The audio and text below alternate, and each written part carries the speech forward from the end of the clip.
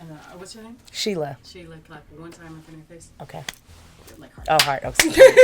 All right, and what's your name? Ellis. Okay, Ellis, you don't have to clap. I was getting ready. Turn the mic right. What's your name? She got me there. That was a good one. That was a good one.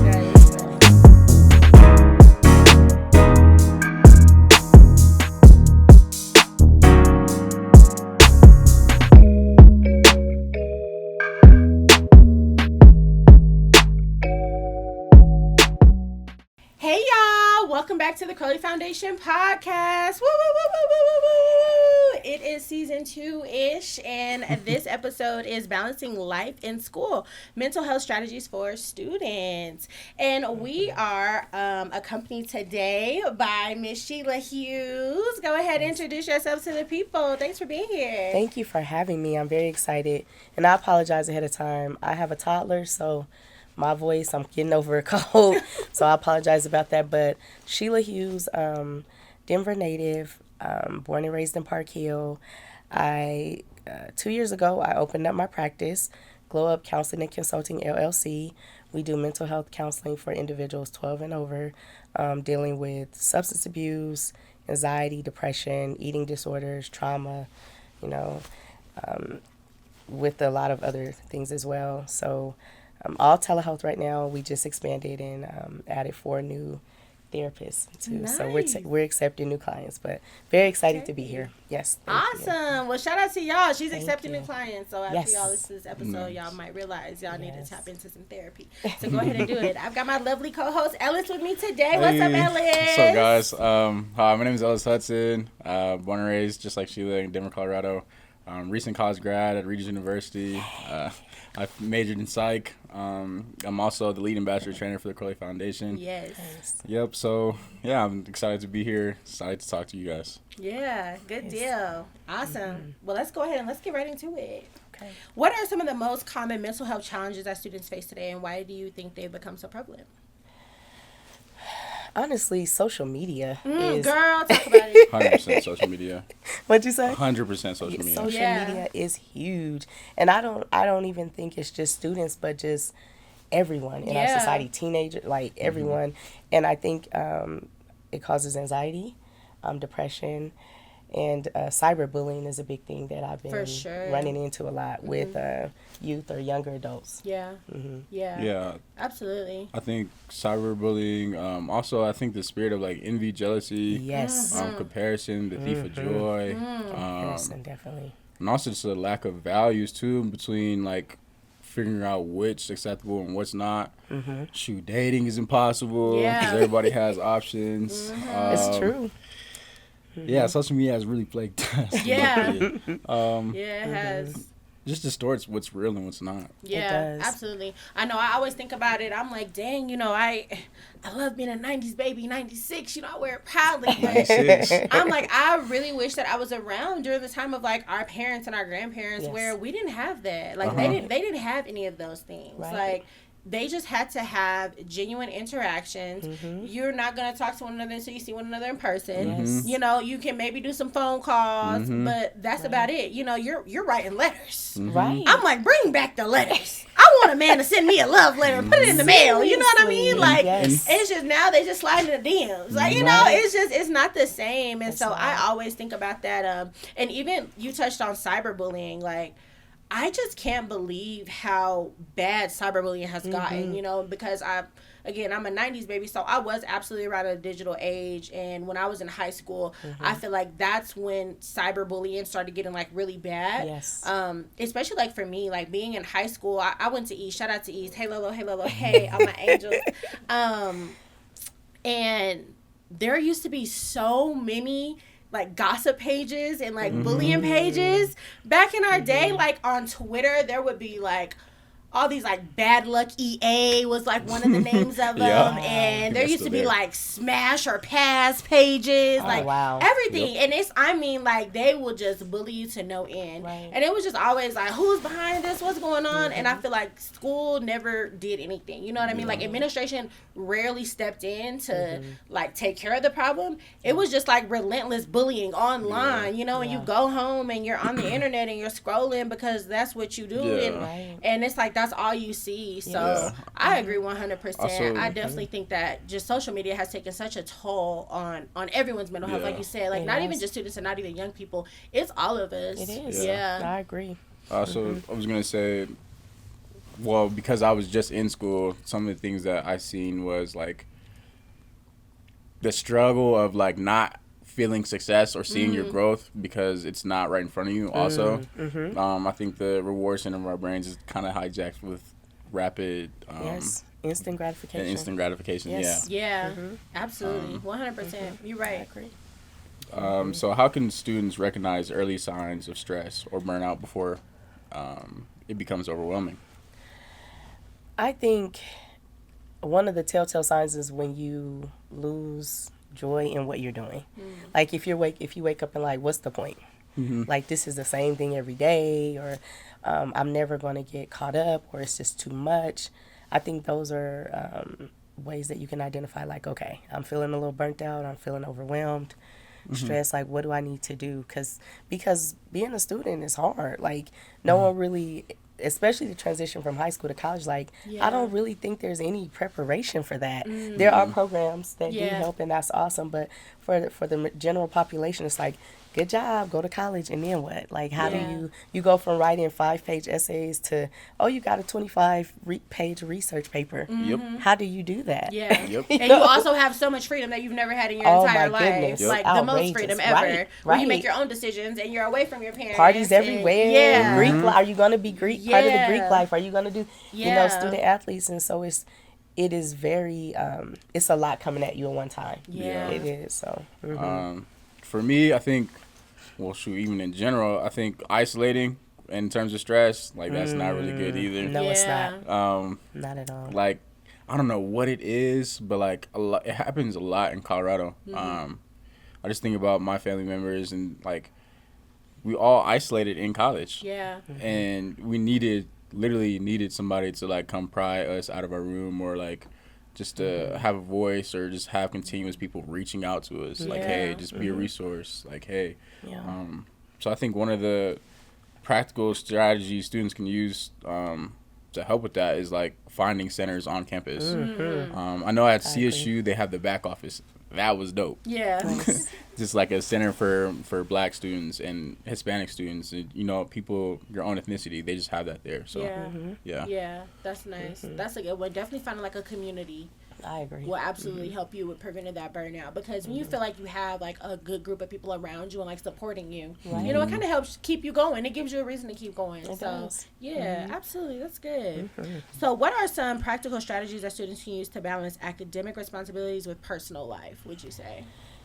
One of the things, time management Facts. is like a question that I saw. But Yeah. time management is huge, because I think, like you said, it's so many activities, and then we were talking about you don't have the supervision. Yeah. So you don't have nobody being like, time to go to bed. So time to eat, things like that. So just figuring out your time management, like, okay, well, if I have these papers due, let me figure out a good time to work on these, because I want to go to the party tonight. Right. But, I don't want to just go to the party and then wake up and have papers due and they're due and I don't have time. Yeah. So I think that's a huge part, is time management. Yeah, that's really good. Yeah, because time can slip away from you so easily, Oh, my especially in goodness. school. Like, Yes. things pile up, and you're just kind of like, oh my God, like, now I got this assignment due for this class, and this assignment due for Right. this class. And like you said, I want to go to the Facts. party today. Right. And my friends are also trying to go get something to eat. And then, Yes. I got this, and I got to make it to the calf before it closed. And I Facts. got to, what Fat I mean? heavy Like, on the calf for the clothes. Exactly. Yo, 'cause you're not eating. Oh my Right, gosh. exactly. Yeah. It's huge. And I think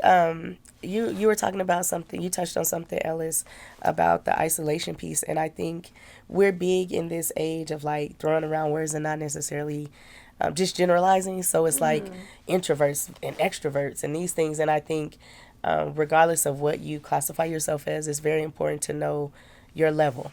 So I'm an extrovert, but I don't want to be around people all the time. Facts. There are times when I do need to not necessarily isolate, but take some me time. And the same with introverts. You don't want to completely isolate because you might be comfortable with that. You do need to make an effort to socialize. But finding that balance, because you don't want to completely be the party person and you don't want to be the isolated person. So that's a big piece too, is how do you do that? Because in high school and our whole life, we are introduced to people. Elementary school, hey, these are your friends. Middle school, meet your friends. Right. But in college, how do you make friends? It's really up to you. Right. At You the have end to of the be day. intentional. Really intentional. For example, I went to CSU. Great 1 year experience. Loved it. Loved it.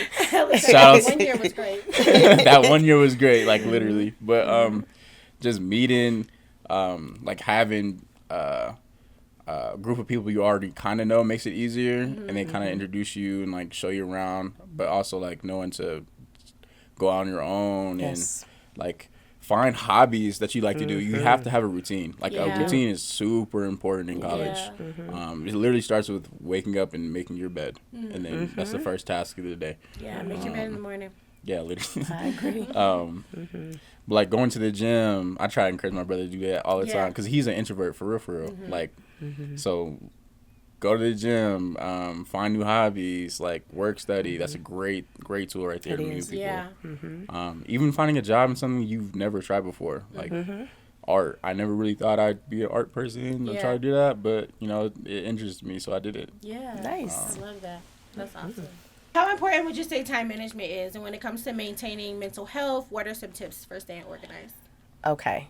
So I think those are one and the same. I think maintaining mental health, I don't know if you've heard this or not, but sometimes, and this I'll use me as an example, when I'm not organized, my mental health is off. When you walk in my home and it's like, everything is everywhere. That's literally how I feel yeah. mentally. And so that's a big thing for me. And a lot of people can relate. So being organized, and what does that look like? Like that may look different for everybody. Time management as well, right? You have to, one thing about college that I think we say a lot is people find themselves, but you really do. You have to figure out who you are and what works for you. And that comparison piece, and still, you know, that we can't do that. And a lot of people come to me and they're like, well, such and such has it so together. And I'm like, but not facts. You have to look at you. Because my organization is not going to be yours, and my time management is not going to be your time management. But that's okay. We don't have to compare, and one is not better than the other. Exactly. I actually, in my undergrad, I went to Metro. I took a time management class. They had a weekend course, and I thought I was taking it for extra credit. But I actually learned a lot. Planners. I use a planner still to this day. I believe it. Planners help me. Even having phone on schedule on my phone that gives me, reminds me of things. That's how I live. My calendar on my phone is literally my like day to day. I'm always, I have it everywhere. I have my calendar on my watch, and my calendar is a widget right there on the front screen of my phone. Like I take my calendar so serious. If it's not on my calendar, it doesn't even exist. That's how I am too. And so that might be a great way for people to use time management. I know people that are diagnosed with ADHD. I'm sorry, an ADD. I can't think of the words right now. Just in my mind. Attention deficit disorder. They that helps a lot with some of the individuals that I work with to have planners, calendars. But just in general, I think that helps a lot because that's how I organize my life, and that helps me manage my time. Absolutely. Even like setting the timer or plan or event ahead of time, because some people are chronically late, i.e. me. Even setting it ahead of time will help. For sure. What role does self-care play in a student's mental health journey? And what are some realistic self-care practices for busy students? So, I'm throwing a little plug. So in the September, we did Glow Up Counseling and Consulting. We did an online series called The Miseducation of Mental Health. And a big part of it was showing proactive ways to deal with mental health before we get to like diagnosis, Yeah. right? And because there's a miseducation, I feel, and it's just from what I hear and when I work with people, is that we have to do these huge things to maintain our mental health. We have to, and it's not true. Like literally eating a nice course meal, Yeah. sleeping, Yeah. hygiene. Those things are self-care. They are. We don't have to go to a spa or do yoga. Literally, just wake up, make your bed, brush your teeth, wash your face, eat something. Yeah. Those are just necessary things that we can Yeah. do to maintain our mental health and to take care of ourselves. Yeah. It's everyday tasks. Absolutely. And it sounds so simple, but like literally the simple things mean the most. Like literally eating breakfast. I'm trying to get better at because I don't eat breakfast. Yeah. But like literally a fruit, a vegetable, or a fruit, excuse me, because it's electricity and vibrations, energy. Someone stay high frequency. Yeah, that will help. Also, like getting a haircut. Yeah. Like for men, like literally, seriously. go get a haircut. Like, Then I you're back in the need to game, get bro. Then you're back in the No, you game. know, look, and the same with women. It's like you just get your hair done. Like That's I said that all it. the time. Like, I That's thought I it. was depressed. I just needed my hair done. Right. That's all. And now I feel so Right. much better. Like, It's so true. Washing your face sometimes, like taking the Yeah. time out to really do just Yeah. regular stuff. Going to bed at a comfortable time, not when you passing out, but like, Right. ooh, I'm gonna go to bed now. I'm ready. Yeah. Having a nighttime regimen. yeah. Just all those regular, drinking lots of water.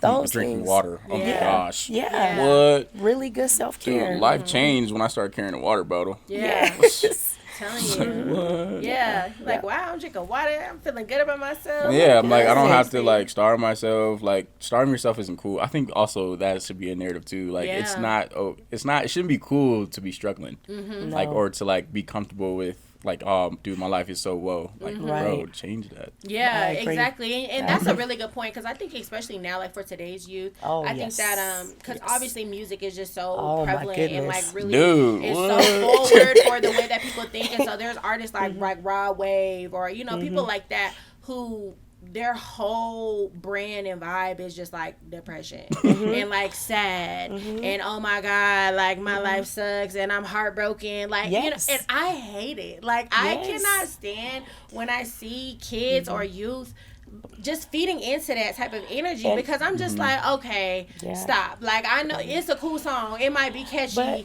you might like the vibe, you may feel some of the things that this man Yeah. is saying, And- but like come on, like back in my day we called it emo. It was like the Yes. emo vibe, you know what I Yes, mean? it's And true. it was so cool to be emo for a while, Right, but it's like, oh my god. And I think I talk a lot. I have a 12-year-old daughter, and we're just at that point where she's trying to pick. She's picking her own thing. yeah. I'm not picking things for her.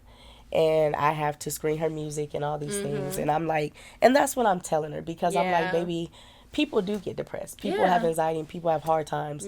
But we also have to be resilient. We also have to be problem solvers. Yeah. And just living and soaking in that does not help. Yeah. And that's just this whole, like you said, it's like I don't know if it's the generation or the times, but that's the vibe. It's like, Yeah. let's do drugs. Yeah, Let's be depressed. exactly, Let's feel yeah. numb. Yeah. Let's not be happy. Yeah. And I'm just like, oh my Bro, goodness, life's- that's not okay. Exactly. Life is really too short. Yeah. Right. So even, cause we were talking before, it's like hiking and see the beauty. Like, bro, go outside, do something different, change your Yeah, environment. get in Because nature. once you stay, well, it's called rumination. When you stay on that Yes, feeling, that's that it. that vibe, that energy, that you become a magnet for that. Yeah. do. So that's why we were saying like eating, drinking water, taking care of yourself, like it changes your energy.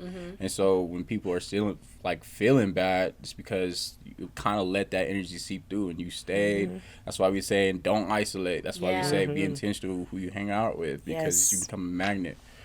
That's true. So yeah, you want to keep your energy 700 the highest frequency. So Yes. say 700. Yeah. Radiate high. I like that. Literally. Absolutely. Okay. So, how can students navigate feelings of guilt or pressure when they need to take a break or say no to commitment? Ooh, that's Yeah. people pleasing Yeah. tendencies. Okay. Okay. Yeah. That really did. Yeah. I think like I'm an 80s baby, 82. Yeah. Okay. And we were raised to people please. Yeah. We were raised to have good manners. Don't rock the boat. Say yes. Make Yes, everything ma'am. happy and Yes, yes, sir. ma'am. Everything happy and peaceful, even if it's uncomfortable. Yeah. You go along. You don't want to be a problem. And my daughter is the opposite. She Yeah. will tell you no when she doesn't want to. I love that. She speaks her mind, and I actually learned from her not to people please because that's how I was taught. And so I appreciate that. And it's not even in a way to say, I don't like you, I don't want to spend time with you, but it's like, I'm about to put Sheila first. Yeah. And the people that really care about you will respect that. The people that don't respect that don't need to be in your circle. Yeah, hello. And that's how I feel. Yeah. That's awesome. Because that people pleasing, it's so hard and easy to get like caught up in my that. You know, goodness. it's Yes. really hard sometimes for you to like say no and mean it. It is. Like it's really hard to stick to your no and stick is. to your boundaries. And I think that that's something that I really learned this year, and that I'm like really proud of myself for. You know, like as this year comes to a close, because you know, don't worry about when this is posted. Just know right now it's 2024. But you know, I was thinking just kind of like over my year, you know, the other day, and I'm just like, you know, one thing that I'm really proud of this year was sticking to my boundaries and like saying no and meaning no. Yes. And being like, you know what, no, I'm not doing that, and I don't want to do that. Right. And I really don't have to give you a reason for me not wanting to do it, you That's know. true. But it is hard, especially when, like you said, you're raised to people please, and I think that I had some of that too, like in my upbringing, right? Because even just like in your home, you know, it's like there's rules almost, you know what I mean? Like this is how you're supposed to be, and you know, and like, you know, this is respectful and stand in a child's place and like things like that. You know, it's very much people pleasing and performing. Yes. Is something that I've noticed a lot lately too, because like a lot of us, we're performing. Like life is honestly, so much of life is performing. It is. And so it's like once you start unlearning those things and kind of deciding to just like change your narrative, you know, I think that that's really big. So that's a good point. Yeah, I like that. I also feel like, you know, as kids, definitely raised to, you know, want to make our parents proud. Yeah. And so it kind of does stem from, you know, saying yes and being agreeable, just be like, you know, like, okay, in the sense of safety too. It's just to, you know, keep ourselves safe. So I'm just going to go along with just to go along. Yeah. But there's definitely freedom and power in saying no. So reserving your no is powerful. Yeah. For sure. What resources on campus or online should students be aware of to support their mental health and well-being? I think you named some earlier, like you were saying at CSU, there's like a back. Yeah, the back off BAAC. Dwayne Ruff, cool guy. If you know him, talk to him. Yeah. He'll get you connected. Yeah. Okay. Nice. But yeah, organizations like that, I haven't been in college in a long time, but I know there were Black Student Alliance, but there's a lot of, like you said, hobbies. You can find groups that like to do the same things that you do. It's just, I feel like it's kind of like high school. Like in high school, they have like what do they have now? Band, or they have groups for kids that like gamers, and just like different groups. Sure. Like I would find your people. Yeah. Also, I would say, because I just recently started getting into hiking and snowboarding, be the first to do it. You sure can. Yeah. And then Start a group. Literally start a group. Like I never thought people would like mess with hiking like that. Yeah. Because who likes to walk for fun? Yeah.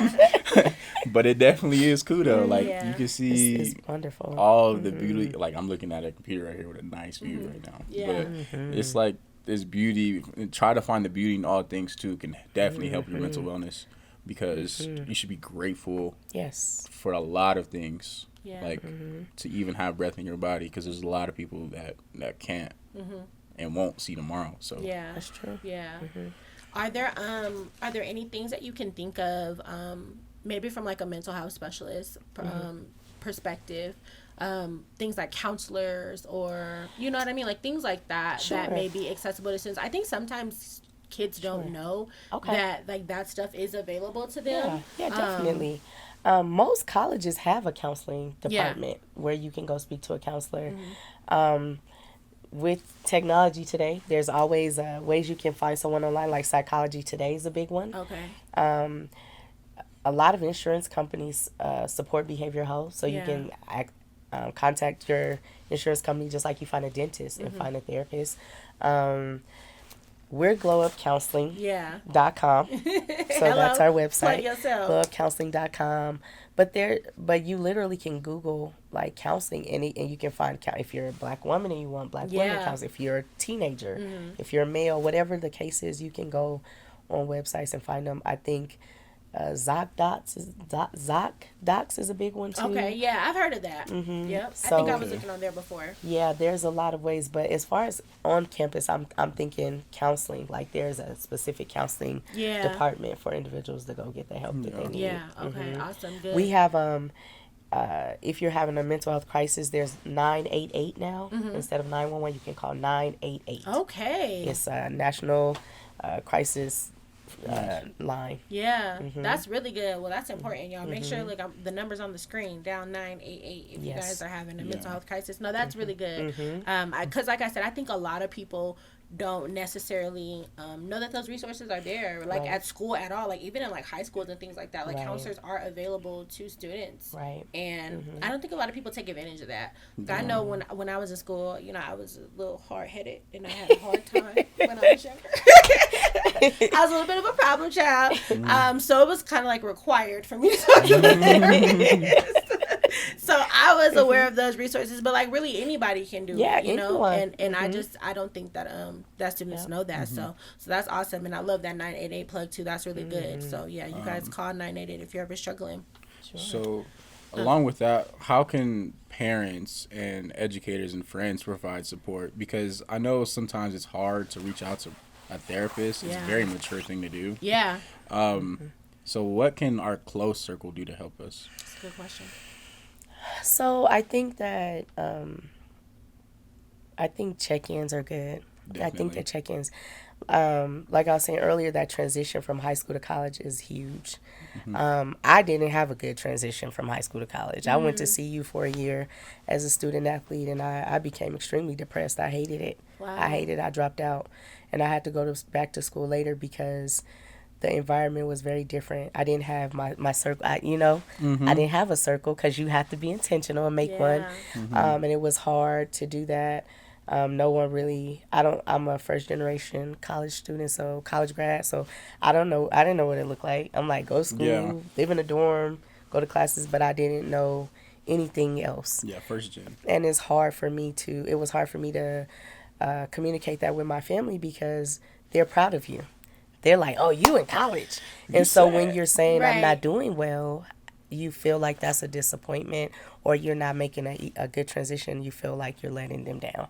So I think, being able to have an open communication with the people that you care about as a student, like being able to say, Mom, Dad, Grandma, whoever, this is hard. Yeah. Like maybe let's talk on Sundays. Yeah. Or telling your friends like, how are you doing this? Because I'm struggling a little bit. But it does take you being intentional about that and letting people know when you're not feeling good, letting them know how they can support you. Yeah. That's a good one too, because a lot of people don't know what you like.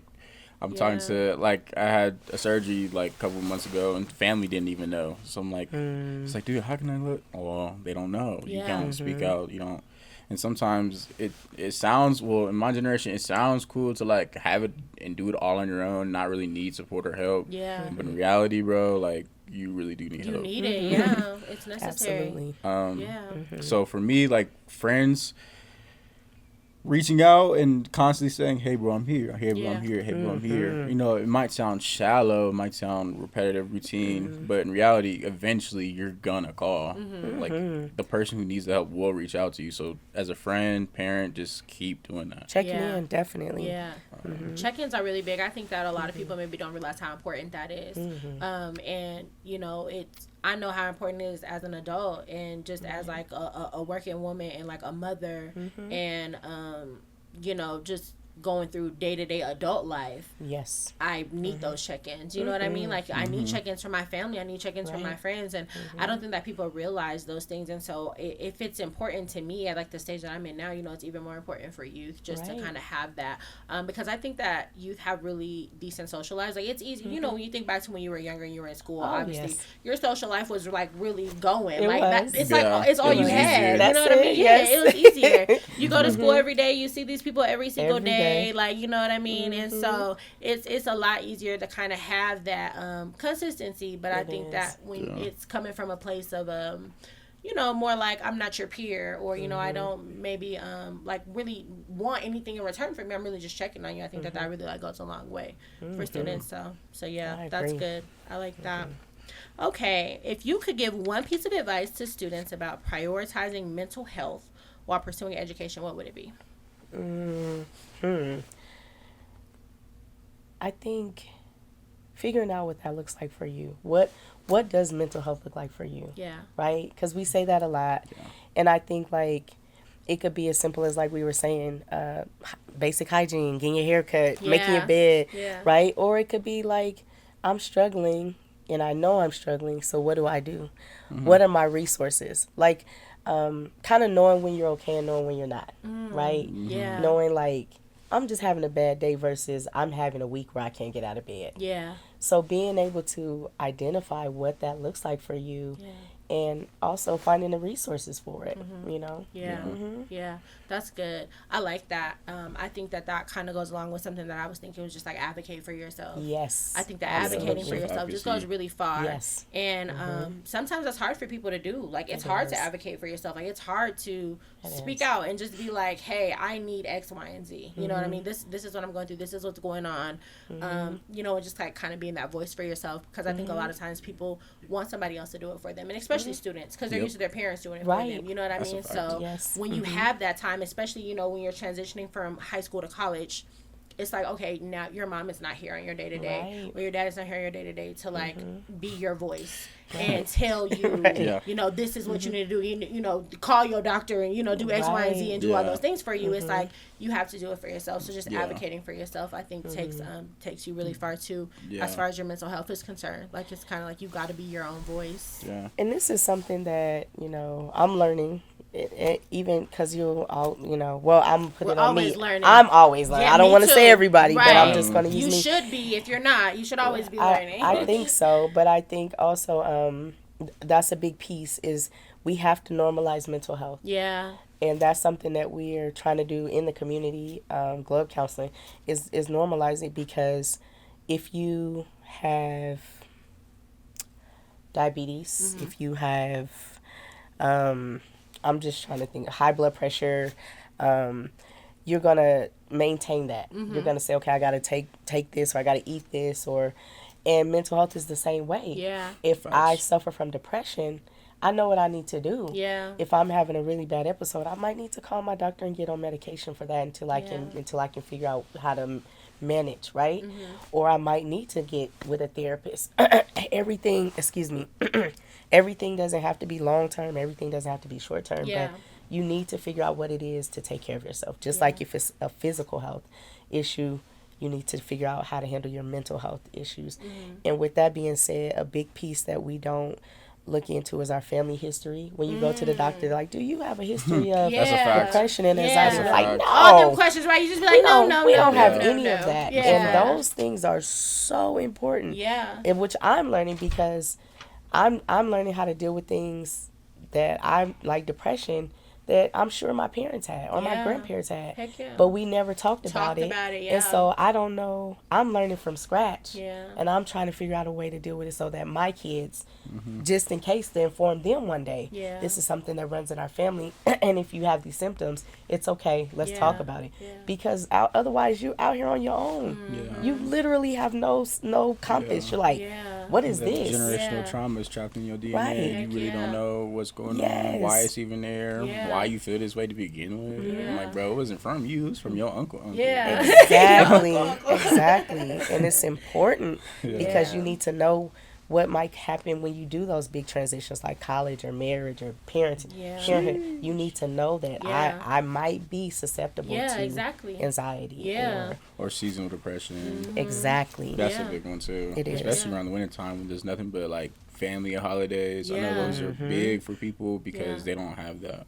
So even reaching out, especially just like, you know, telling your friends like, hey bro, this is a tough time for me because I have this like spirit of envy or jealousy, like because I don't have or went without, like I don't have a family, like I didn't get gifts, like That's tough. So as a Yeah. friend, like that, bro, if somebody really cares about you, bro, they're gonna go out and make an effort to 100%. like make sure you're not alone. Yeah. 100%.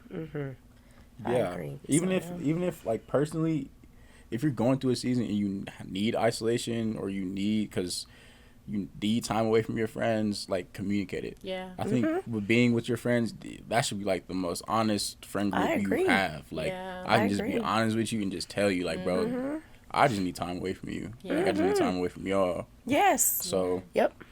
and at the end of the day, we still bros. You still gonna be bros at the end. Of the day. We still And you have to learn that throughout life. Like I have kids, and yesterday we went on a cruise for Christmas, and yesterday I was like, look, mommy need this day. Okay. I was We with just y'all spent for a lot of time 5 together, days, right? nonstop. Mommy needs this day. So y'all gonna do. Give me today. Yeah. Y'all go do whatever. You know, and it's you know, and they're like, they probably don't like my daughter, like, ugh, but she gets it. She gets it. You know, even in a relationship, like, hey, babe, I'm mad. It has nothing to do with you. Yeah. But I just need some time today, and that's okay. Yeah. That's important. Yeah, that's That okay. is important. Especially Absolutely. in a relationship, bro. That's something I'm still learning. Even at my age, it's like you don't need to be around your person every day. Yeah, you don't. Like you need your space just as much as they need theirs. Mm-hmm. And so, and also, I feel like in terms of like not being dependent on that person for that, you should be that for yourself and Yeah. come together and be like, okay, how can we help each other? Yeah. So it's not codependent relationship. Yeah. Yeah. Yeah. I agree. Yeah. That's good. That's a good topic. one. Yeah. Yeah, we can really go on for hours on that one. For real, It's like, I for have to real. get deep on That's this. why I didn't want to go because I'm like, it's for students and mental health, but we gonna stop. It's a good topic. Yes, Funny. true. No, that's good. That is absolutely good. Yeah. Well, this has been great. You've definitely laced us up with some great gems. Yeah, facts. You know, I really appreciate this conversation that we Yeah. had today. Thank you guys for This sure. is really Yeah, awesome. thank you, Do you guys have guys. any last or final thoughts that you guys want to share with our audience? I want to thank you guys for this opportunity Absolutely. again. Yeah. And Thank you for not to put another plug, but to put another plug. plug yourself, girl. blowupcounseling.com. We have a lot of awesome things. We offer mental health counseling, but we're also in the community all the time. I have a glow mobile. I'm out. I'm doing psychoeducational things. We have some big things coming up this coming year. We do a BIPOC mental health summit in July. Nice. And I have some other things that I'm working on. So we're trying to get out to the people, and we're trying to make mental health, we're trying to normalize it. Yeah. And give you guys the resources. It's something that everyone needs, nothing to be ashamed of. And we're here. We're all here together. So, Yeah. That's awesome. so thank you. That's all I have. Yeah, for sure. Awesome. Yeah. Well, I'm I'm sorry. If I have anything to say, appreciate it. My bad. Dude, there's so much I could say. I would say celebrate yourself because no one knows what it takes to be you. Yes. That's a good one. Also, don't be scared to be the first. And follow me on Instagram, bro. Just tag me, bro. Because this podcast really could be, because as a psychologist student, like I listen to a lot, and I don't really have a chance to speak because I'm so busy listening. Yeah. But yeah, just Good. for sure, just follow me on Instagram. Yeah. Follow us on Instagram, y'all. He gonna be tagged and plugged everywhere. Awesome. Well, thank you guys so much for tuning in. This has been another episode of the Crowley Foundation podcast. Like, comment, share, subscribe, do all the things. Send it to your mama, your sister, your daddy, your brother, your auntie, your uncle, your cousin, everybody. Yes. Thank y'all so much. We'll see you next time. Bye. Nice. Deuces. Hey. That's awesome.